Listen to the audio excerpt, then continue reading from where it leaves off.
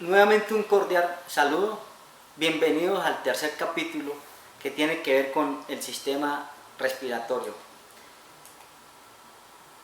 Dentro de este capítulo tercero hay algunas también definiciones y principios de evaluación.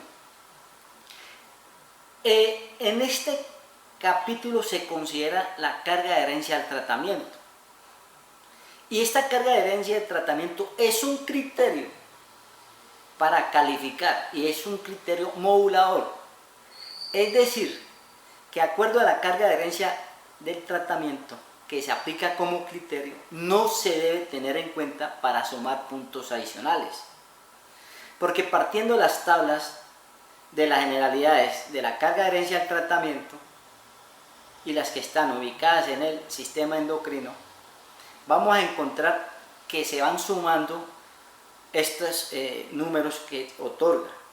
Y una vez otorgamos el número de puntos, entonces ya miramos cómo lo vamos a convertir como factor modulador. Entonces no se suman los puntos adicionales, sino que se comporta como factor modulador.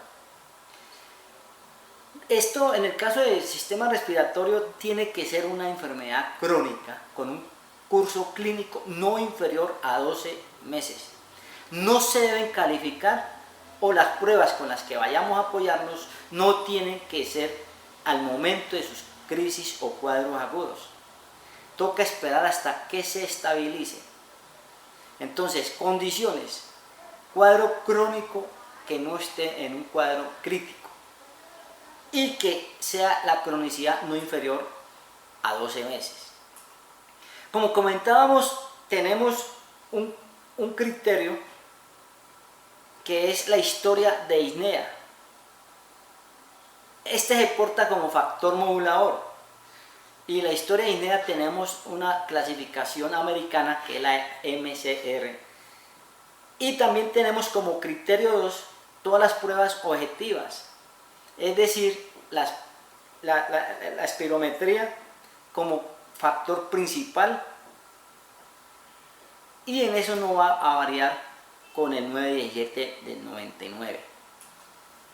Cuando hablamos ya como historia de ISNEA, de acuerdo a la clasificación de la médica a nivel americano, encontramos la escala, y esta escala pues se habla de nada, leve, moderada, severa o muy severa, que corresponde a los grados 1, 2, 3, 4, y explica muy claro que sin disnea o hay disnea cuando camina rápido, tiene que caminar más lento, no puede caminar más de 100 metros, la disnea le empieza de la casa. Entonces esa clasificación hay que tenerla en cuenta para efectos de aplicar la tabla. Y habíamos dicho que teníamos el criterio 2 como factor principal. Entre ellos está la pirometría forzada, o sea que consideramos el BEF en el primer segundo. Igualmente tenemos otras pruebas pirométricas de acuerdo a las sexo, edad y talla. Y debemos tener en cuenta la población, si son hispanos, americanos, caucásicos. Entonces veamos a ver.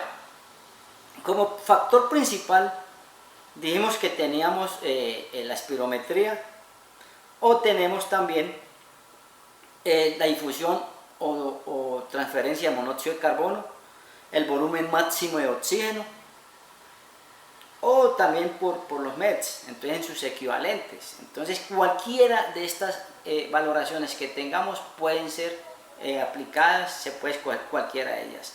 Y como factor modulador tenemos la disnea grado 0, la disnea grado 1, 2 y 3 de acuerdo a la clasificación americana que les comenté antes. Veamos un ejemplo hipotético. Igualmente tenemos un BEF que está entre 45 y 54%, automáticamente se lleva a la clase 3 y se le da el valor del 37%. Y el factor modulador de acuerdo a la ISNEA, entonces si tenemos una ISNEA clase 2, pues vamos a darle un valor de 2 a ese factor modulador. Aplicando la fórmula sería 2 menos 3 daría menos 1. Entonces debemos de correr a la izquierda el valor inicial y nos quedaría un valor del 25%, sería el valor total. Aquí está señalado 10, es el 25%. Tenemos también unas situaciones muy especiales o específicas. en el caso del asma, si hay crisis persistente o síntomas permanentes, una vez agotada la mejoría médica máxima, después de valoración de su cronicidad de 1 año, y no debemos sobrepasar de 540 días. Entonces ahí miramos hasta dónde impide la actividad diurna o nocturna, el sueño. Entonces, a diferencia del decreto 917/99, en el asma se da un trato especial, se da una tabla específica independiente de las demás patologías que tengamos. Acá tenemos parámetros clínicos como factor modulador, la frecuencia de las crisis asmáticas y la necesidad de medicamento. Ese sería el factor modulador. Y las pruebas objetivas nuevamente en el BEF1, el volumen expiratorio forzado al primer segundo.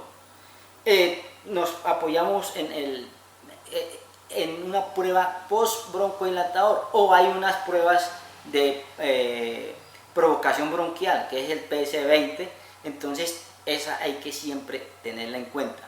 Siempre se debe hacer post-broncodilatador, o aplicamos las pruebas de provocación.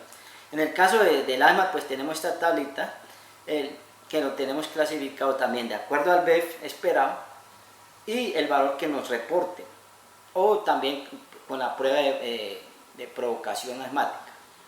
Y como factor modulador tenemos si usa o no broncodilatadores, si usa o no esteroides, o si el asma no se controla con ninguno de estos medicamentos. Entonces, un ejemplo hipotético, tenemos un valor esperado del 60 al 99% en el caso del asma. Entonces se clasifica en la clase 2, automáticamente se da el 17%, y que tiene periodos cortos de esteroides sistémicos y un broncodilatador de efecto prolongado como factor modulador. Entonces teníamos la clase 3. Entonces en este caso aplicaríamos la fórmula 3 menos 2 da menos 1, y corremos un puesto hacia la izquierda. El valor de la clase 2 nos quedaría en 10%.